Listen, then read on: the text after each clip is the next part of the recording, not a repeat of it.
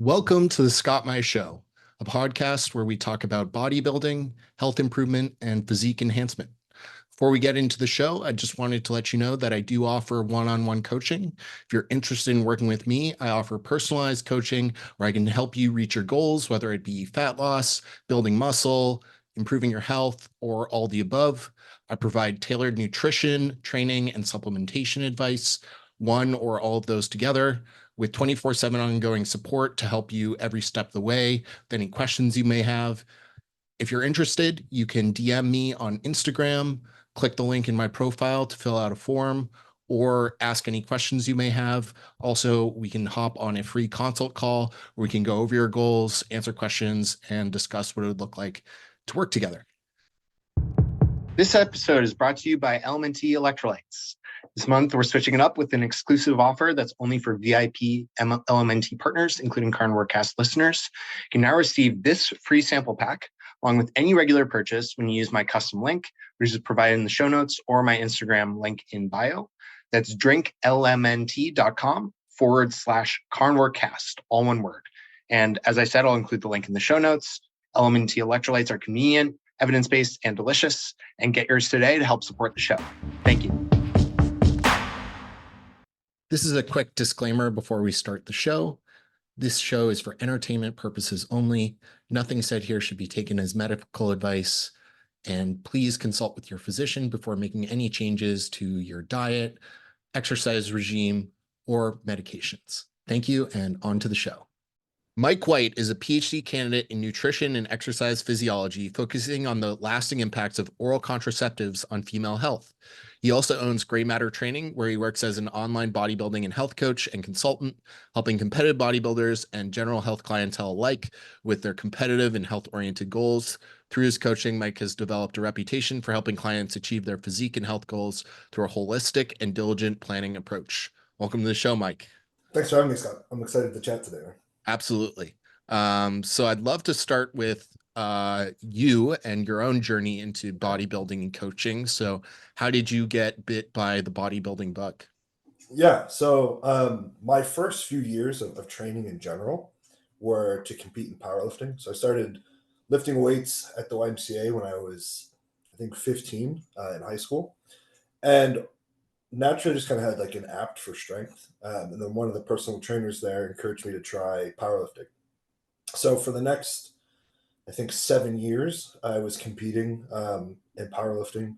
I did decently well. It's not like I was some kind of national level guy, but looking back on what I was able to do with how little I knew, I think I did pretty well. But then, with powerlifting comes some injuries. So my shoulders kept getting banged up. I kept tearing muscles, and then inevitably I did get a shoulder operation done. And after that, I kind of just lost my interest in powerlifting because my surgeon, in his office showed me pictures on the wall of all the powerlifters he had worked with. And he said 95% of them are what he called repeat visitors. So they were coming in every few years to get surgery. And I was like, Wow. I don't want to do that. So I hired my first bodybuilding coach. And with the original intent, it was just to help me put on some muscle so I could get back to powerlifting, just because I'd atrophied so much after my surgery. And then I just really fell in love with it through it's a totally different discipline, right? When you're worrying about your diet a lot more, you're maybe a little more thoughtful with your training. It's not just how heavy can I get, how much food can I force in, and then how much weight can I lift, which I really liked. It kind of satisfied that academic part of my brain, I guess, that didn't know I could be applying some of those thought processes that I had from the classroom into my own training. So it's been about, I don't know, 4 or 5 years now that I've transitioned from strength training to more training for a physique goal. Cool.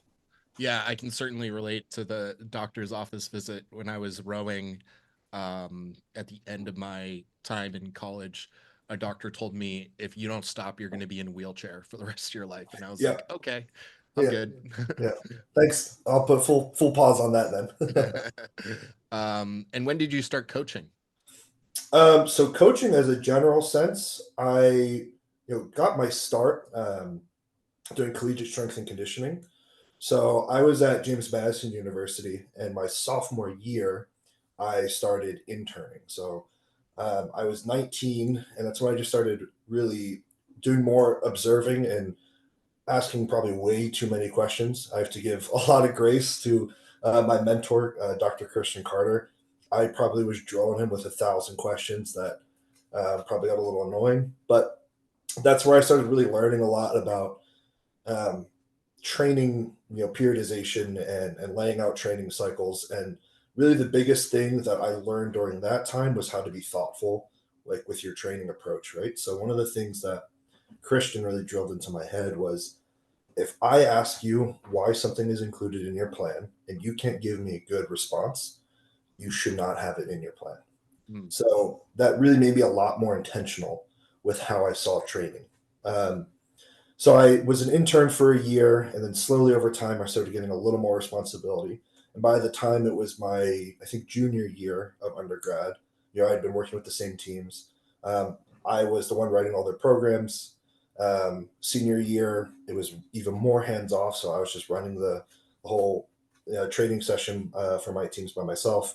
And then through my master's, I was a graduate assistant strength and conditioning coach, where became me in the meetings. I was more seen as like a staff member, and it was, I guess, for lack of a better term, my full-time kind of coaching gig. And during that time is when I got into the bodybuilding training, and shortly after the bodybuilding coaching. And with the bodybuilding coaching, I kind of just fell ass backwards into it more than anything. So my training partner, Dylan Wells, who's been a longtime client of mine, very close friend of mine, he and I would talk at the gym, and he would just hear me go on like these rants and tangents and thought processes about various parts of like training, nutrition, or pharmacology, supplementation, whatever it might be. Um, and then just had me asked me rather to help him out with his training and nutrition, things of that nature. And I was like, yeah, sure, dude, whatever. And then slowly but surely, I started getting a little more traction. You know, more people wanted help, and they liked what I was doing, the progress Dylan was having. Um, and then, we had our first competition season together where he placed really well. And that is kind of it. And from there, it's been 3 years that I've been coaching pretty much full time Wow, online now.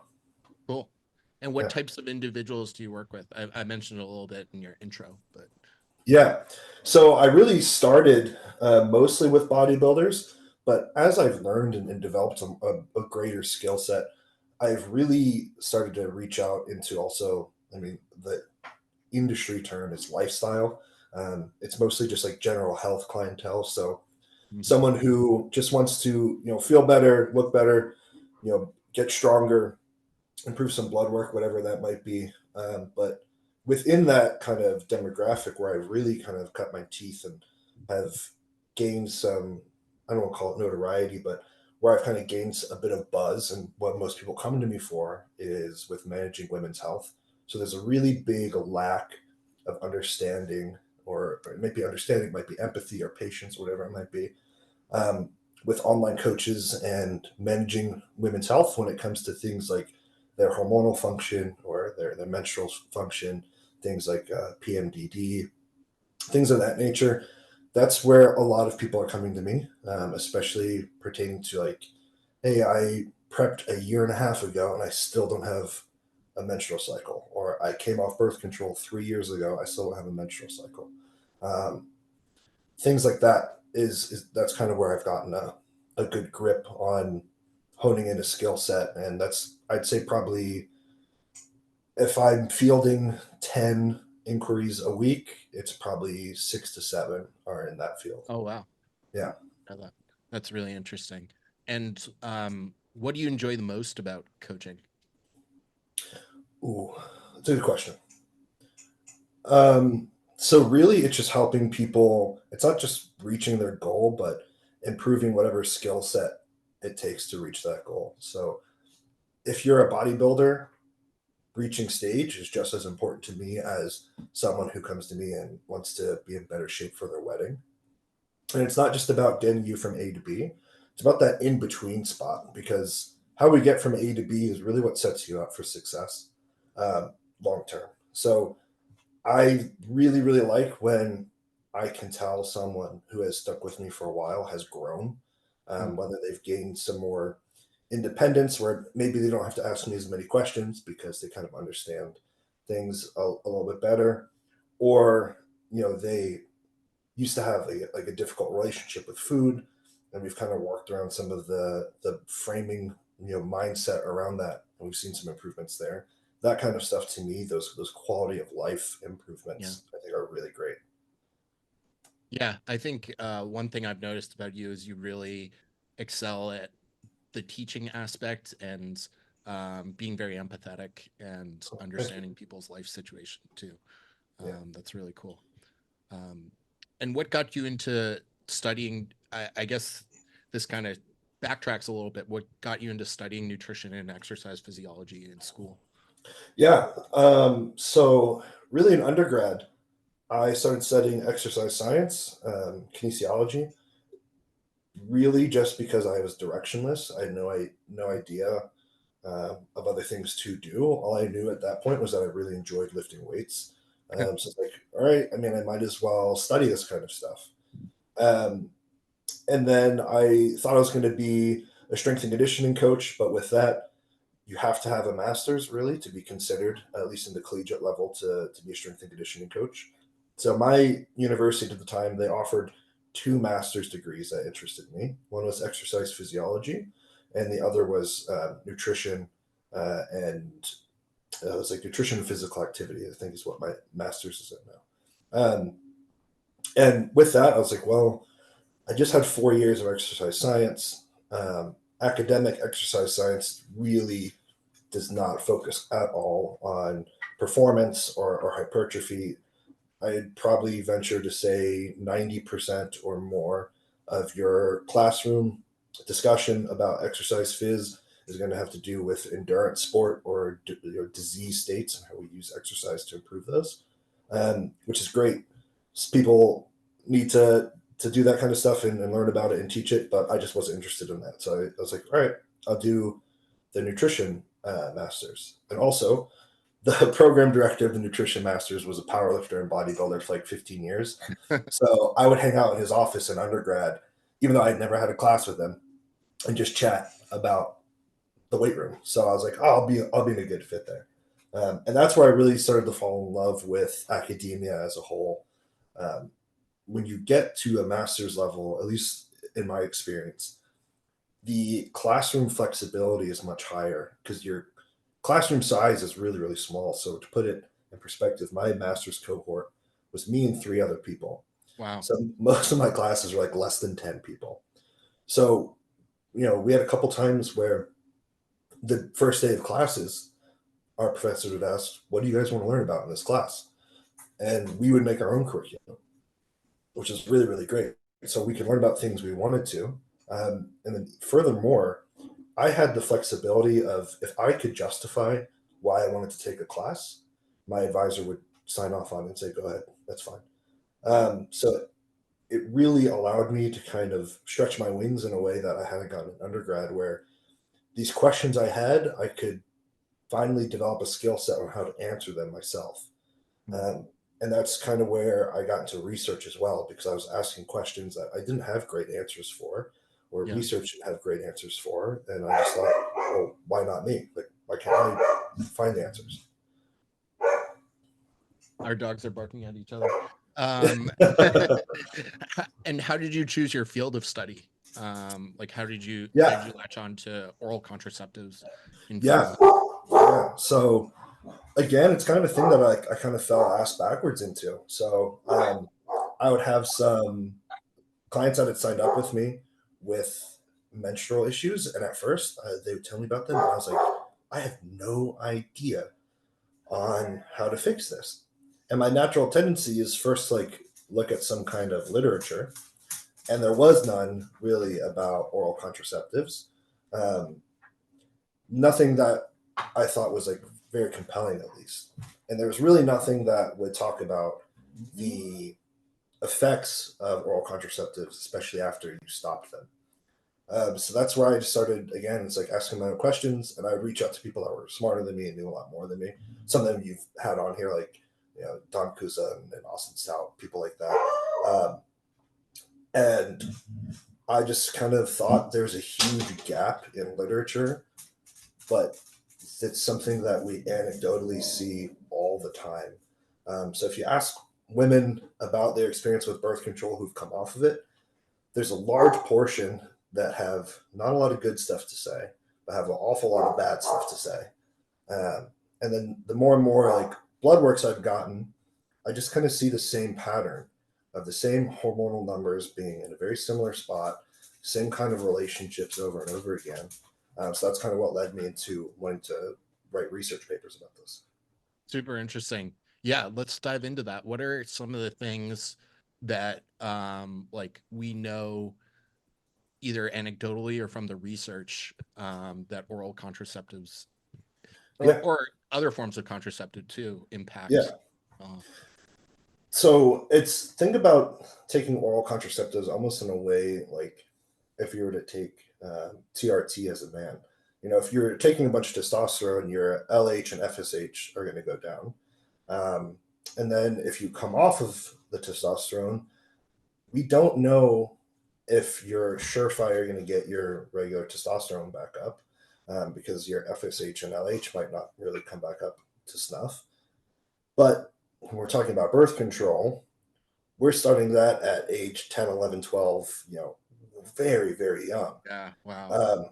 So, I mean, it's having, some of these girls starting birth control at 12 and then they're staying on it until they're 25. It's 13 years of, endogenous hormone production not really working.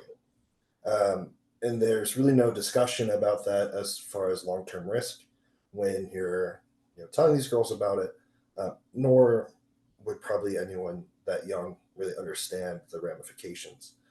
Because a lot of the time, birth control, when it's getting prescribed at a young age, it's like, yeah, you're looking to help someone with menstrual regularity that's having maybe very difficult times with their period or helping their acne.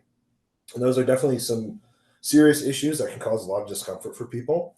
But when you're that young, you're just looking at if I take this pill, my issues go away. And there's no really forethought for the future. Yeah. And obviously, it's not the child's fault. You're a little child at that point.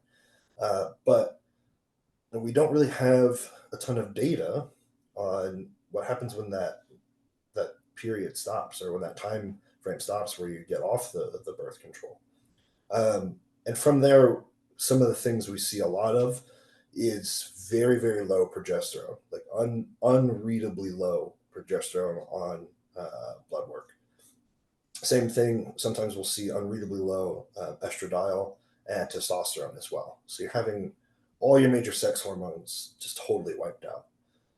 And with that, there can be a lot of PMDD, which is like the premenstrual dysphoric disorder, where sometimes women who are dealing with this can have these really terrible mental health consequences around the time of their menstrual cycle. And generally, at least in my experience, so I apologize for people listening. Some of this is going to be just based off anecdote because we don't have a whole lot of literature on it. But everything I do say, it's backed up by like blood works that I have from other coaches that I've seen, things like that. Yeah. But we've seen when we bring progesterone function back up, that sometimes the PMDD goes away or it gets better, like markedly better. It gets less severe.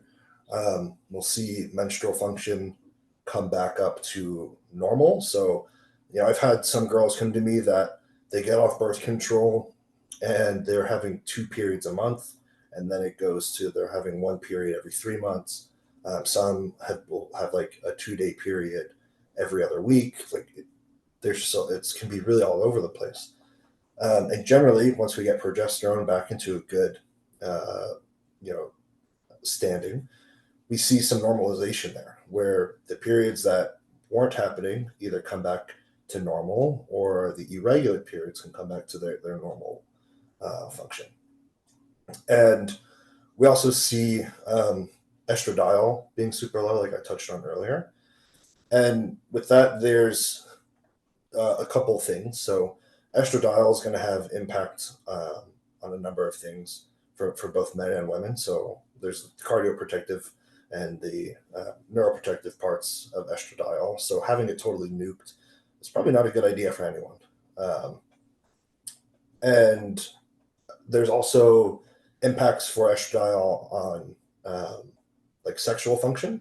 So for men, it can be arousal and ability to maintain erection. For women, it can be just general sense of arousal. So obviously, that's something we want to see being normal, especially when we're talking about like young, healthy people. You should be having some sense of sexual urges when you're young. Um, and then with testosterone, obviously, we see some similar issues that we see with estradiol. So testosterone is important for libido and sexual function, things of that nature. But yeah, specifically, kind of with this demographic that I work with a fair amount of bodybuilders, we're worried about growing muscle and burning body fat and getting stage lean, and that's going to be very difficult when you have next to no testosterone in your body. So from a sex hormone standpoint, that's generally what we see. It's just very low progesterone, very low estradiol, low testosterone. But there's also a really big occurrence with hypothyroidism. So regular hypothyroidism or Hashimoto's hypothyroidism, we see a fair bit, and also very concerningly high cortisol levels. So generally with cortisol, I like to see people under about a 15. Um, I have seen some as high as 45 and 50 and 60 for women either actively on birth control or getting off of it.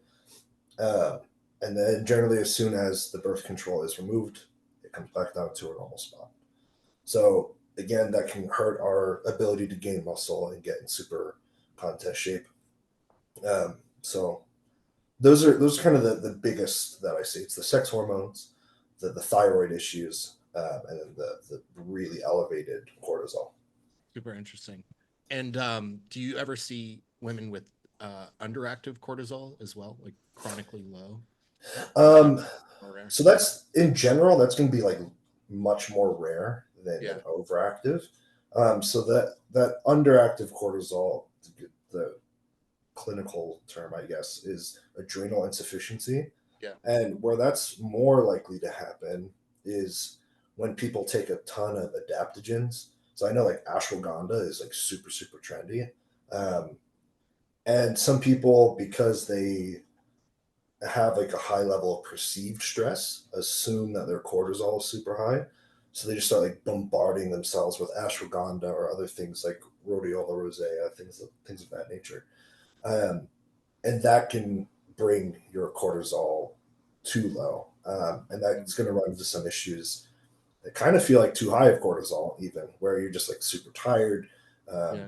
you're Interesting. not sleeping well, things like that. Yeah. Yeah, that's really interesting. And what other issues health issues do women come to you with outside of the contraceptive um, rooted Yeah, uh, hormonal issues? yeah.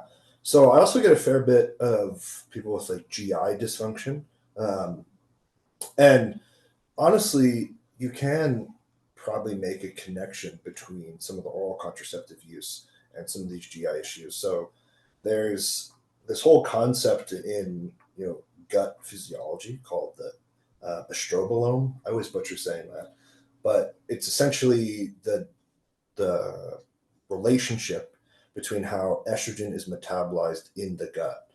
Um, so you can make kind of this deduction that when we have these, so let's say you have a normal rise and fall of estradiol, progesterone, or your hormonal function, that this big like rise and fall of estradiol and how much your gut has to metabolize estradiol can potentially lead to some issues or exacerbate some issues that might be present.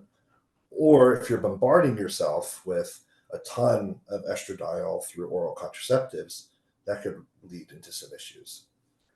So see a fair bit of gut dysbiosis, or SIBO, the small intestinal bacterial overgrowth. Um, there's this like joke on Instagram, or it's just on social media in general, like hot girls have stomach problems. Um, and there actually is some truth to that, right? Where it's the the amount of people that come to me with GI issues, bar none, it's far more women than it is men. I've had some guys that, the extent of their stomach issues is me telling them to drink a little bit more water, and then they're fine. Yeah. Um, but with some women, they have to come and get a GI map done, and then there's antibiotics that go into that potentially. But that happens a fair bit, and I think a large part of that is that estrobolome that I talked about a second ago. Interesting.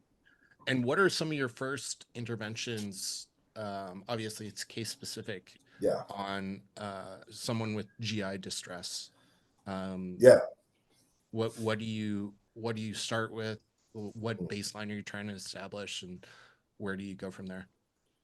yeah. So the first thing that I always start with is trying to manage inflammation the best that we can. And with that, I'm a huge proponent of glutamine and zinc carnosine. So zinc carnosine you can just get on Amazon. There's like the doctor's best Pepsin GI. Yep, that's exactly it. um, so I'll use that morning and night, on an empty stomach in the morning, and then in the evening before bed, just one serving. And then with glutamine, I'll do 10 grams in the morning, 10 grams at night. If needed, we can get up to like 20 grams in the morning, 20 grams at night. But 10 is where I usually start. And then if that's not enough, I'll add in 2 ounces of aloe vera juice with that glutamine shake, just to help, again, manage some inflammatory stress. And if we are having issues with like bloating or burps or heartburn um, after meals, we can do what's called the baking soda test, which we can have someone do a quarter teaspoon of baking soda into 4 ounces of cool water, and you knock that back like a shot first thing in the morning on an empty stomach, and you can run a timer. And if it takes longer than 5 minutes for you to have a burp, that means you have really low stomach acid. Mm. Generally, for me, I if it takes someone more than 3 minutes to burp, then I start saying, okay, we need to help with some acid support here. Um, and just for anyone who's curious, the way that works is the baking soda is really basic, and then your stomach acid obviously is acidic, and we can tell by the amount of time that it takes for CO2 to come from that acid base reduction, how long it takes to build up for a burp. That's kind of how we use the proxy for stomach acidity. Interesting. And so if stomach acidity is low, then we'll use betaine HCl, like 1 to 2 caps before meals. And then if my flow chart, it's that glutamine shake and zinc carnosine, betaine, and then if those don't help or they don't totally ameliorate the issues, then I say, okay, let's pull a GI map and see if there's something Okay. else going on here. Yeah. I'm sure one thing you also advise your clients on is like not eating in a stress state and like Yeah, chewing their food, breathing before yeah, meals, like that. yeah. So the chewing is actually something that is really like quite a common occurrence. Is people not chewing their food, especially not chewing rice. So Mm, because rice is already in small granules and it's easy to swallow, people don't yeah. chew it. Um, I'm victim of that myself. I'll chew rice like twice before I swallow it, and you really should not be doing that. So yeah, outside of like the supplemental stuff, the maybe more, I guess, lifestyle things, it would be chewing your food, not rushing your eating, if possible, and then avoiding.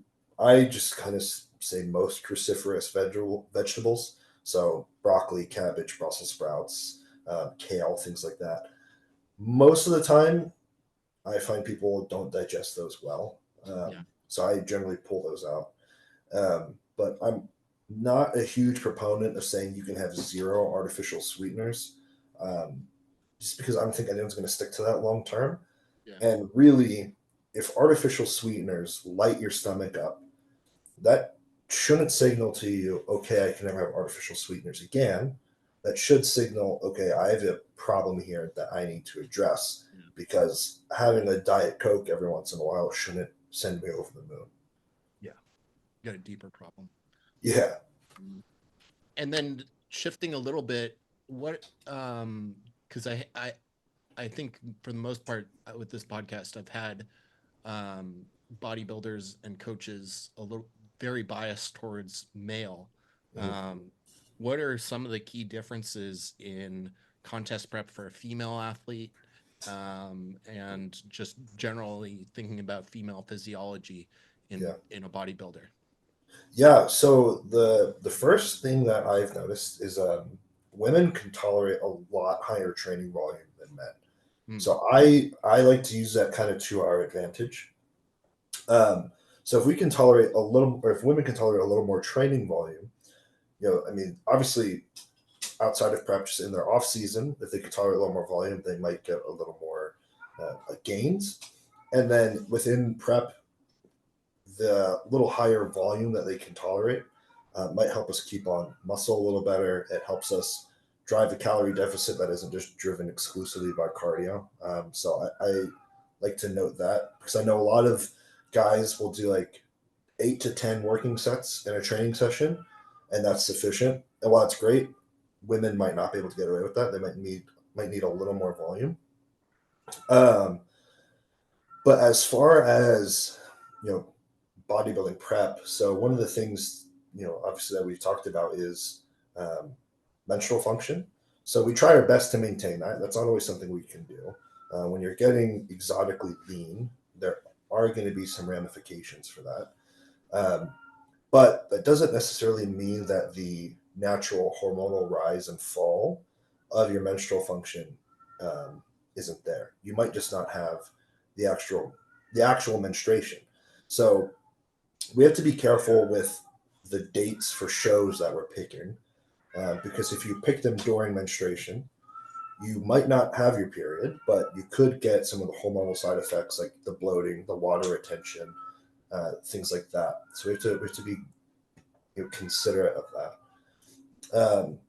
Another thing that I like to manage a bit when it comes to menstrual function is being prophylactic with our supplementation. So I like to not wait until post show to worry about menstrual function. We can provide support during our actual prep. So that's a big thing. But when it comes to the actual big rocks of contest prep, so the training, the diet, the cardio, really the only thing that sticks out to me as different is I think women just in general, it sucks, but they have to suffer a little bit more to get into contest shape as opposed to men. If you think about, with cardio, the way I prescribe it is with heart rate zones. So if you're 250 pounds, getting to 130 beats per minute is a brisk walk. But if you're a 120-pound female, getting to 130 beats per minute of cardio, you really got to dig for that, and it's not easy. So with that, you can accumulate a little more fatigue. So there might have to be some considerations for fatigue management, like you otherwise might not get with men, because someone like you, Scott, you going for a walk at like 3.2 miles per hour on the treadmill and like a 1 incline, your heart rate's probably pretty good for cardio. Yeah. You have I have a figure client right now who's 115 pounds. That won't do anything to our heart rate. It'll go from maybe 70 to 85 beats per minute, but that's not really going to do a whole lot for us. Yeah. So there might have to be some considerations made there, but it's still the same concepts of you have to train, you have to diet, you have to do cardio. Just you might have to do a little more cardio than men would, and your food might get pretty low If you're someone that's a small frame, like if you're a 5'2" bikini competitor, the diet might have to suck towards the end as far as your intake. You might have to get down to just protein and veggies and the occasional refeed to wash some fatigue, but it's going to suck. um, but it's still the same concepts as with men outside of the smaller things. Yeah. Yeah. Really interesting. Um, and how do you think about just in general, you touched on it some there, but managing stress and fatigue in your athletes? One thing I've seen you do really successfully with different types of athletes is like the push and the pull. Yeah. So how do you think about that both in kind of off season and contest prep dieting scenarios? Yeah. So with the off season, when we're talking about stress and fatigue, it's a little different than what we're looking at in prep. So with the stress and fatigue that comes with off season, it's more just digestive stress and fatigue. Yeah. So with that, something you can do every once in a while. Um, I don't believe, or I don't know if it's not really a belief system. I just don't do deloads anymore for anyone. I just tell Yeah. people to take a week off of training. But during that time, if they reduce their food intake a little bit and give their GI system a little break, that can kind of help with some gastric fatigue and gastric stress, as well as implementing like mini cuts every once in a while. So if you've been on like a 20-week push and your food is getting unbearably high to the point where like it's just beyond discomfort, where you're almost in pain with eating and you're forcing all your meals in, and your body fat is starting to creep up a bit. Okay, maybe it's time to do like a 6 to 8 week like really drastic cut, pull food down pretty hard, because that'll accomplish two things. It'll help us get more insulin sensitive. It'll help us get leaner again, so we can continue our growing phase. And then that can also offset some of the gastric distress of forcing food in for 5 months straight. So that's the real fatigue in the off season. And when we get to prep, it can be a little more tricky. Um, so, like I talked about, there's all the cardio that you have to do to get in shape. Um, that can cause a fair bit of fatigue. It can give people the like cement feeling legs, where your legs just Yeah. feel super heavy and watery. Um, and really, it's the wateriness that we're trying to offset as best as we can, especially towards the tail end. Um, but with dieting comes some stress there, mental and physical. You go from the off season where you can maybe be a little more lax, where, if your parents invite you out for dinner, you can go and know that if you eat like a steak and a baked potato, it's very unlikely that you're deviating in a meaningful way from your diet. But in prep, that's not even an option. In prep, you got to kind of suck it up and bring your Tupperware meals with you everywhere you go, Yeah. and that can just start causing some mental fatigue and some mental distress. Um, so that's a component of it. And then there's the really hard dieting, which can be stressful on your body. So there's a component of that. There's all the training, that's a stressor. There's the drugs, if you're not natural, that's a stressor. And whether that's anabolic steroids, or if it's something like a clenbuterol or a higher dose of T3, whatever it might be, that's another stress. And really, your body cannot differentiate different kinds of stress. Stress is stress is stress, and you really only have so much of a global resource in your body to handle stress. Yeah. So if you're dieting really hard, and you have the stress from the diet, the stress from the cardio, stress from training, stress from the drugs, maybe your sleep is getting poorer because you're getting so lean, or your drugs are in a spot where they're affecting your sleep. And now you've been dieting for so long that it's starting to kind of take a toll on some relationships. Um, that's a lot of fatigue really adding up, a lot of stress really adding up. So the way that I like to manage that, And then they want to do sauna and cold plunges yeah, and yeah, like really intense massages. yeah. So the one thing that I can kind of warn against from is, don't focus on the little things like that, like the sauna and the cold plunge and stuff like that. It's maybe a 1% difference. Yeah. Um, Focus on like the big rocks first. So the way that I like to manage the fatigue there is have people take a day off training, give them a little more food, take the day off cardio, whether it's totally off cardio or reduced cardio. either one of those is totally fine. I am in the middle of using both with two different people. Um, and then if you're on like a higher dose of clenbuterol or T3, maybe bring those down a little bit or totally forego the day of clenbuterol. Again, it really just depends on how the person is handling it. So if, let's say you're coaching someone and they tell you after you add clen in, like, hey, I feel fine, but I'm definitely like shaky and it makes me a little more anxious.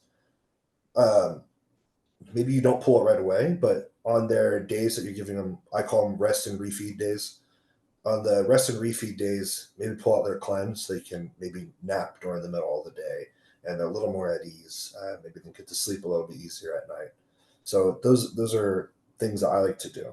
If you give people a bunch of carbohydrates on their rest day and they're not training, um, the odds are, unless it's like way overdone, they're going to wake up tighter the next day. They're going to be full mentally. They're going to be reset because they got some extra rice, and they've been looking forward to that for a couple of weeks. And then their training is going to be really productive for the next few days because they have a bunch of fuel on them now. Whereas they might have kind of been upset that their training sucked for the last few weeks. So there's a whole there's the physical and the mental aspects of that refeed that should be considered. Yeah, makes a lot of sense. Yeah, I feel like one thing that I rely on so much for um, coaches is like how to navigate that push and pull in Mhm. contest prep. It's really, really hard to do that yourself Yeah, uh, and self coach during that period. yeah. Well, I mean, especially at the end of dieting. I mean, when we're looking our best, we think we look our worst, right? Yeah. So you're kind of will fall into one of two camps there at the end, where you're dieting so hard and you're like, well, I just need to refeed. I'll fill back out and I'll look great. And you might not actually need that refeed. You might have to keep digging. Or you're ahead of schedule and you're digging really hard, but you still think you look fat. So you're like, I need to dig even harder. I don't need a refeed. I'm fat. Yeah. And then you just end up looking stringy and over dieted. Yeah. So it can And be difficult. how do you work with people with different lifestyle scenarios or work obligations? Like Mhm. you mentioned you have a client with shift work, you have a client that Yeah. works late as a bartender. We're Yeah. going through contest prep. How do you change variables based on those things? Yeah. So the first one, the shift work. So I have a client, Caitlin, she's competing in wellness. By the time this comes out, she might have already competed, but it'll be 2 weeks from this last Saturday. So she's about 10 days out now, and she works 12-hour shifts as a nurse. Sometimes there'll be like a 7 to 7 shift. Sometimes there'll be 11 to 11. It might be 2 days back to back, and then a day or two off, and then another 2 days, or it could be 4 days just straight back to back, just getting crushed with work. Um, and when we're doing some of these refeeds, they're pretty on the fly. The decision is made usually day of, based on a look and feedback from a check-in. So with someone like her, I will ask her, like, hey, what's your work schedule this week? And let's say she's checking out on Tuesday. If I think maybe by Thursday she might need a refeed, I'll just say, okay, check in with me Thursday morning. What time are you getting up to check in? And I just make myself available. So she will check in with me before work. She sends me her check-ins at 3:45 because she wants to get up and do her cardio before showing up to work at 7 a.m. So I will get to her check-ins usually at like 5:30 in the morning and let her know if we need to change meals for that day. And that way, if we do, she has time for it. Whereas if I got to her, let's say at 9 a.m., she's already been at work for 2 hours. Her meals are packed for the day. She can't really make any changes. So it's really about adapting my schedule to fit her needs. And then with Casey, who I have, she's competing um, in less than a week. She competes this coming Saturday. She is a bartender, and she's routinely working until like 2, 3 in the morning, not getting home till sometimes 3:30 or 4. So with her, I have to make myself available just in a different way. So if she gets home at 4, I don't want her waking up at 9 a.m. to send me a check-in. I want her sleeping as much as her body will let her sleep, and to send me a check-in when you're up. At this phase of prep, when we're kind of in our peak week, she's checking in with me more than one time a day. So she checks in with me first thing in the morning. I have to make any adjustments to the plan as needed. And then I have her check in again with me. It just depends on the day. It's either before she goes to work or before her last meal. And with that, again, it's just having to kind of adjust my schedule on the fly, which I'm more than happy to do. And with both of them, it's not your normal 9 to 5 job. Bartending, you're on your feet all day, you're working crazy hours. Nursing, you're on your feet all day, working long hours. And that job is just inherently stressful because Kaylin, I believe, is mostly in the emergency department right now. So she probably sees crazy shit every day. And they're both just taking a few days off of work before their show. So they're getting off their feet. They're getting back to a better sleep schedule. They're out of maybe a stressful work environment. So it's really just about planning ahead, whether it's planning ahead for that week or planning ahead, weeks out of saying, hey, request off for this date, that date, and the other. But it's a little more unique than if I'm coaching someone that works from home and sits at a desk all day, because if I change their meal plan at 10 a.m., well, they're just going down to the kitchen to fix their meals. They don't have to pack anything. So it's a little easier for them than it is someone with a more complex schedule.